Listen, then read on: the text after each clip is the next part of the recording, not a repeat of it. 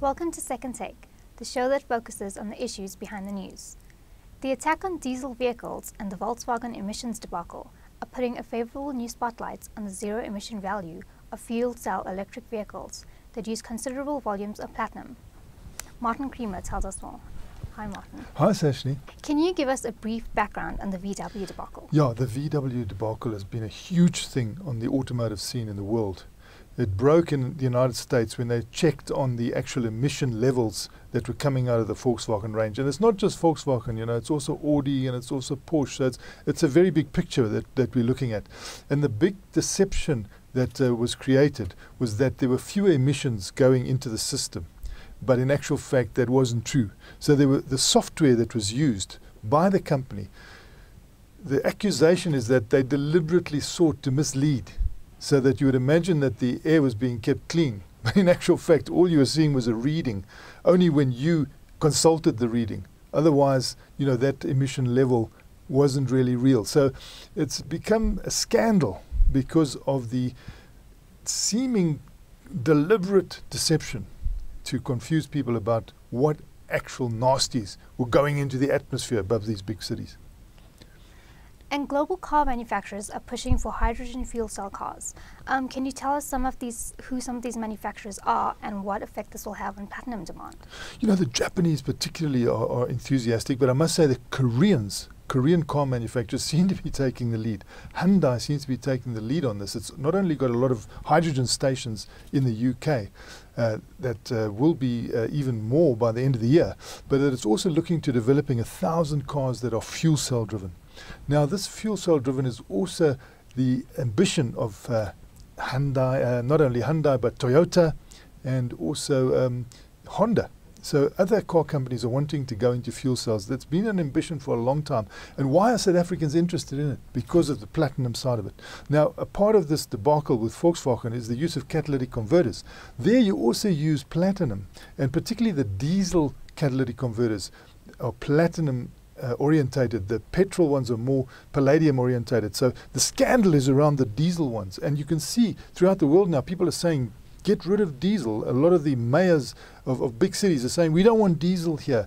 Switzerland is saying, no more diesel cars sold here because of this deception that has been created. So it's been a big blow for platinum as well, because platinum is used in those catalytic converters. Now you come to a whole new picture, fuel cells. It's something that the platinum industry has been talking about for decades.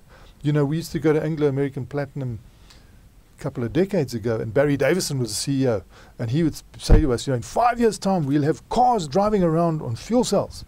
And this was fantastic. And you'd go 5 years later and you'd say, Barry, where are these cars? You'd say, no, in 5 years' time. So he would repeat this, and it's been unfortunately delayed, but there's nothing to beat fuel cells from an emission point of view, because there are no nasties. There's nothing coming out of that actually upsets the cities, because these are cars that are in cities. You don't want to choke the city, with all this car pollution. So you've got to come in with an answer. And the answer, intermediate answer, has been these catalytic converters.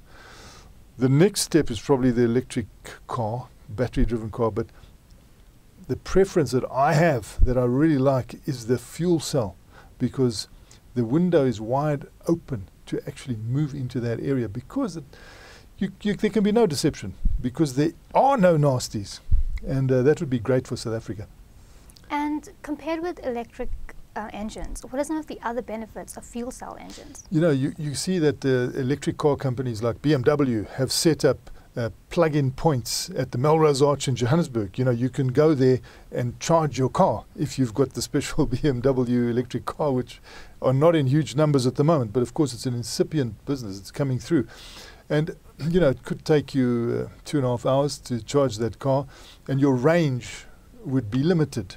And also, when you're drawing on that electricity, you're drawing from a power station that is burning coal. So, what is the point? Are you really getting rid of the emissions? Because is the CO2 and the NOx not going into the atmosphere at the power station, So it's not ideal. And also there are supply constraints. We haven't got enough electricity at the moment. So you don't want people drawing on that in huge numbers. The difference with a fuel cell is that it needs a reformed gas. So you need either a hydrogen station, which they're setting up in Japan They're setting up in California. They're setting up in London in preparation for this, hoping that this will come through. But of course, the battery-driven electric cars are the main competition at the moment. So it's like battery-driven versus fuel cells. Who's going to win out? There are advantages for the fuel cells, and if it does win out, there's also advantages for South Africa. So, we obviously would like to see the fuel cell come out. So what happens when you drive around in a fuel cell? If you need to replenish that power, it takes you like 2.5 minutes or so. So it's a very quick replenishing. So unlike the battery vehicle, which takes longer and which is drawing on a power station already. And your range is huge. You can go nearly 600 kilometers with some of these cars. So you've got those two advantages, which I think are crucial and important. So that is why I would like to see the fuel cell actually win the day. Vehicle catalysts made up 40% of the platinum demand last year. But will this spell the end of diesel cars? That's a big question mark. You can see the platinum price dropping, eh?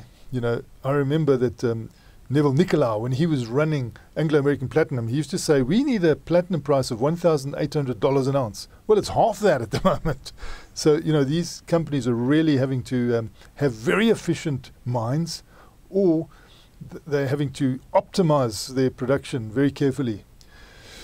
There are certain mines in South Africa that are still very profitable at $900 dollars an ounce, and they are one I can think of in the Anglo-American stable. It's a very profitable mine, so it's not going to be really hit by this. But the industry in general will be seriously affected. The industry in general will be affected if they don't keep diesel cars. The last presentation of results I went to with Pan-African Resources, which is only obliquely in platinum. They were saying perhaps the death of diesel is overstated, but I think that was before this scandal broke. Now it looks like the death of diesel is becoming real, and that's frightening for the platinum industry, because it's mainly it's the driver for platinum production, and palladium, of course, is more synonymous with the petrol engine. The Americans call it the gasoline engine, so they keep referring to gasoline. We refer to petrol. But I must bring to mind the image that was created, during the tenure at Sasol. There was a CEO there, and he spoke about these fuel cells as well. He's now retired. But Peter Cox used to say, Sasol is ideal for these fuel cells, because he claimed that with the clean petrol that Sasol produces from coal, it's got no sulfur in, you could pull up at a normal Sasol pump and you could have a fuel cell you could be a fuel cell engine car, and you could just get the petrol from the pump and put it in as you do now, and there would be a reformer, onboard reformer on your car that would turn that into hydrogen, and then Bob's your uncle. You would have this fuel cell. So I hope people remember that there is also that possibility where you don't necessarily, in terms of Peter Cox's view, and I mean he had studied this, have to really change all the infrastructure. You can use existing fuels. Thanks for chatting to us, Martin. It's a great pleasure, Sashnee. That's it for today. Join us again next week for more news analysis on South Africa's mining industry.